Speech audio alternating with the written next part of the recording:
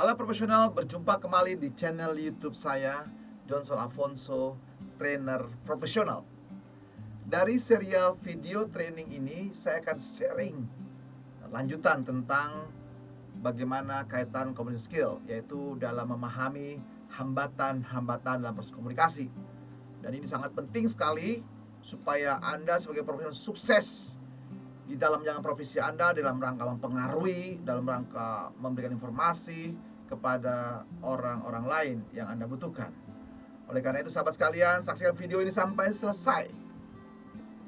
Subscribe, klik loncengnya, like, lalu share video ini kepada sahabat-sahabat yang memerlukan atau Anda yakin dia perlu sekali memahami tentang hambatan komunikasi atau meningkatkan komunikasinya.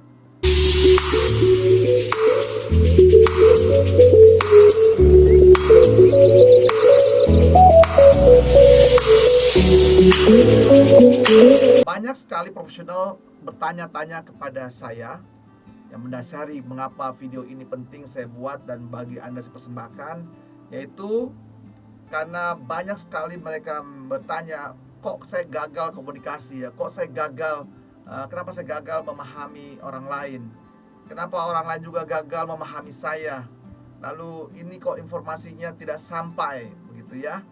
Lalu bagaimana caranya mensiasati hambatan-hambatan ini? Ini menjadi penting bagi profesional. Oleh karena itu teman sekalian, sahabat sekalian, tonton sampai selesai video ini dan semoga bermanfaat. Hambatan komunikasi itu benar-benar Anda dan saya harus pelajari sekali. Karena hambatan berarti sesuatu yang Anda pesan atau yang Anda sampaikan pesannya atau tujuannya tidak tercapai. Nah, ini perlu kita pelajari apa saja sih yang membuat hambatan komunikasi. Nah, kalau Anda melihat video sebelumnya, maka Anda melihat variabel-variabel dalam komunikasi. Variabel masih ingat? Ada 4 variabel yang harus Anda pahami dalam komunikasi, yaitu si pengirim. Itu yang pertama, lalu si penerima. Pengirim ada penerima. Dua-duanya potensi menjadi masalah ya, begitu ya. Yang ketiga adalah pesannya. Lalu yang keempat adalah medianya. Nah, ini dia menjadi tantangan, punya potensi gagal Anda berkomunikasi, gagal Anda menyampaikan pesan Anda. Ya, jadi kalau hambatan-hambatan secara umum sahabat sekalian, ya biasa disebutnya hambatan karena perbedaan status antara si pengirim dan penerima. Kalau dia atasan, si bawahan selalu menganggap bawahan menganggap atasannya selalu betul, selalu benar. Ya, itu bisa diajarkan. Kamu kalau saya perintah, ingat nih bos, harus ditaati. Satu saat bosnya salah, maka dianggap benar. Pokoknya kalau bos sudah seperti ini pasti siap laksanakan. Nah, itu karena status bawahan atau status sosialnya berbeda. Semua yang benar, akhir belakangan menjadi salah, begitu ya pesannya. Nah, yang berikutnya adalah masalah semantik, masalah bahasa. Beda bahasa ya, beda bahasa Inggris, bahasa Indonesia, lalu bahasa Jawa, bahasa Sunda misalnya. Atosnya Sunda, atosnya bahasa Jawa beda tentu ya. Atosnya Sunda ya sudah gitu ya. Atosnya Jawa ya seperti keras gitu ya. Nah, itu contoh. Padahal katanya sama tapi bisa beda penafsiran. Akhirnya tindakannya bisa beda. Perbedaan budaya berbeda ya. Budaya bersalaman, kan gitu ya. Budaya bersikap, cara bicara. Kalau kita di Indonesia Timur, sopan santunnya, komunikasi dengan lebih tua seperti apa, itu budaya. Tapi kalau kayak di Barat tidak, langsung siapa saja sama saja sederajat. Nah, dia akhirnya bisa beda cara penafsirannya. Budayanya kalau di Barat misalnya terbuka langsung, kalau ngomong tidak suka. Nah, di Indonesia tidak bisa seperti itu. Harus sampaikan dengan cara bijaksana.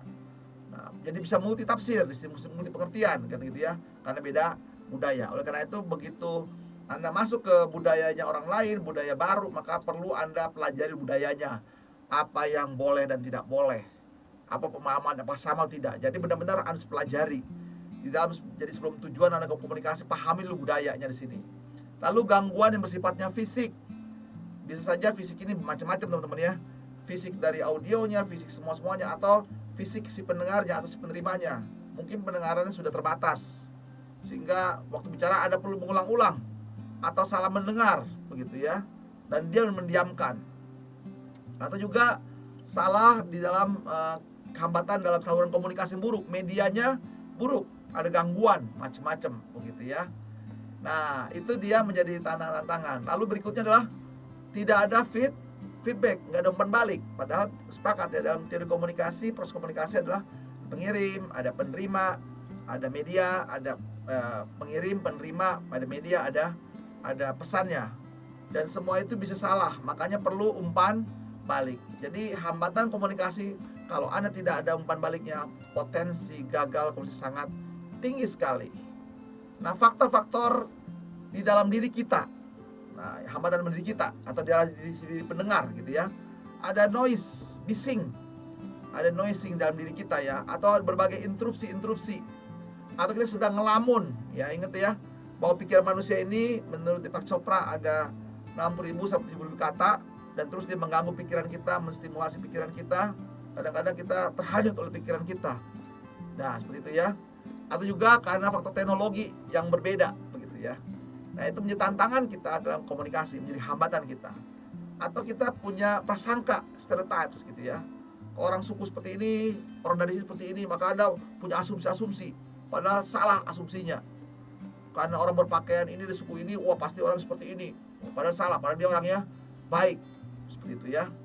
Nah, yang berikutnya adalah sikapnya. Ini juga penghambatan teman-teman sekalian. Dia sikapnya, pertama yaitu sikapnya dia tidak suka dengan Anda. Akibatnya apapun Anda sampaikan, si penerima Anda menolak begitu ya. Jadi akhirnya hambatan di situ. Sudah tidak suka, kalau berpasangan dan seterusnya. Jadi ada berbagai hambatan-hambatan yang tentu akan menghambat dalam komunikasi. Nah, tadi ya jelas ya, ada status, ada semantik, ada persepsi, ada budaya, ada fisik, ada juga menyangkut medianya, ada umpan balik. Jadi pertama itu komunikasi yang menjadi hambatan ada dalam diri kita, ada di dalam pihaknya orang lain. Nah, oleh karena itu, karena ada hambatan juga di pesan, juga ada hambatan di media, maka kata kuncinya di sini untuk mengurangi hambatan itu adalah umpan balik, feedback. Nah, selain itu juga adalah hambatan yang namanya misalnya pesannya. Pesannya tadi mungkin kalau teman-teman bisa melihat begitu ya, bahwa pesan itu ada opini, ada gosip, ada fakta. Nah, hati-hati kalau pesannya sifatnya gosip, itu bisa digosok makin sip. Ini pun bisa multitafsir, teman-teman ya. Hati-hati. Atau opini, perasaan gitu ya. Nah, ini yang perlu diwaspadai. Kalau Anda sedang berkomunikasi, ini orang ini berbicaranya pakai opini atau fakta. Nah, ini perlu. Kalau kita di formal komunikasi dalam situasi formal, itu semua pakai data atau fakta. Nah, ini sering menghambat di dalam, contoh dalam rapat-rapat, dalam meeting misalnya. Waktu menyampaikan apa rapat atau meeting bisa lama, karena memang ada hambatan dalam komunikasi. Jadi Bapak Ibu sekalian profesional, kalau Anda meeting pada satu topik meeting dibahasnya lama sekali, bisa berjam-jam, bahkan sampai 3 jam, 4 jam gitu ya, bisa dicek deh. Jangan-jangan pesannya itu ada yang salah. Jadi bermainnya begini, komunikasinya pesannya itu banyak diisi dengan apa? Gosip. Atau yang kedua, pesannya itu banyak bermain opini. Kalau sudah bermain dengan opini, pasti akan terhambat. Semuanya akan beradu apa? Beradu pendapat, beradu perasaan. Nah, siapa yang betul? Sulit sekali. Nah, itu hambatan kita dalam komunikasi. Kenapa? Opini, semua pendapatnya benar, karena tidak ada yang salah. Nah, oleh karena itu, hambatan dalam komunikasi ini kalau sudah pesannya itu harus pakai data, pakai fakta, pakai angka. Kalau mau berdebat juga harus pakai data, pakai fakta. Jadi kalau sudah lama meetingnya, periksa Anda. Banyakkan komunikasi yang gosip. Kedua adalah berisi opini. Kalau sudah pakai data fakta, orang mau melawan atau mau meng-counter ide tersebut harus menggunakan data. Kalau nggak pakai data, jangan izinkan dia berbicara. Nah, boleh nggak opini? Boleh. Waktu tempatnya brainstorming. Nah, itu teman-teman hambatan dari dalam yang namanya pesan. Atau media gangguan media bisa banyak ya, gangguan teknis lah, gaya bahasanya, kemudian huruf juga media. Kalau ada media tulisan, semuanya misalnya kirim email, semuanya huruf besar semua. Waduh, kok lagi marah, padahal dia lupa mencetnya caps lock semua begitu ya. Bisa multi persepsi gitu ya. Disangkanya, punya persangka akhirnya. Itu media tulisan bisa salah atau bahasa di sini. Kemudian karena kalau di tulisan susah di feedback begitu ya, harus mengulangi kan begitu. Nah, itu jadi hambatan-hambatan dalam media. Atau telepon Anda, email Anda, gangguan banyak sekali teman sekalian ya.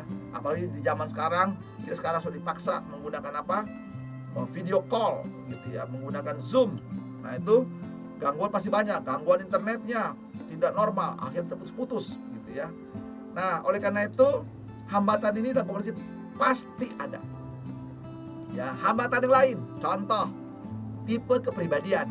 Nah, ini ya, Anda mesti pahami nanti ya. Nanti saya akan bahas khusus tentang bagaimana tipe kepribadian. Ada tipe dominan, bagaimana komunikasi dengan orang dominan. Bagaimana komunikasi dengan orang influencer atau sanguin. Bagaimana komunikasi dengan orang compliant atau tipe-tipe orang melankolis. Bagaimana berbicara dengan orang-orang plekmatis gitu ya. Ya, nah ini perlu dipelajari sebetulnya. Jadi jangan-jangan sampai terhambat gara-gara tidak memahami. Nah, kan di tujuan komunikasi, begitu Anda sebelum komunikasi, makanya pahami dulu berbagai hambatan yang akan terjadi ketika Anda mau berkomunikasi. Nah, supaya hambatan ini jangan terus-menerus terjadi, maka setiap proses komunikasi wajib di feedback. Itu dia, karena memang proses komunikasi itu ada pengirim, ada penerima, ada pesan, ada media. Nah, semua ini boleh berjalan mulus, tapi tidak selalu mulus. Maka diverifikasi melalui dengan namanya feedback atau umpan balik, di cross check lagi untuk mengurangi hambatan-hambatan komunikasi tersebut. Nah, itu yang Anda harus kuasai dalam teknik-teknik berkomunikasi, memahami hambatan komunikasi.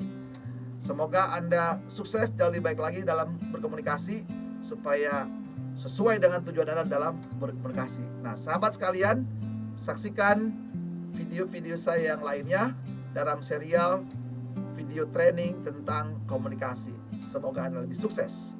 God bless you.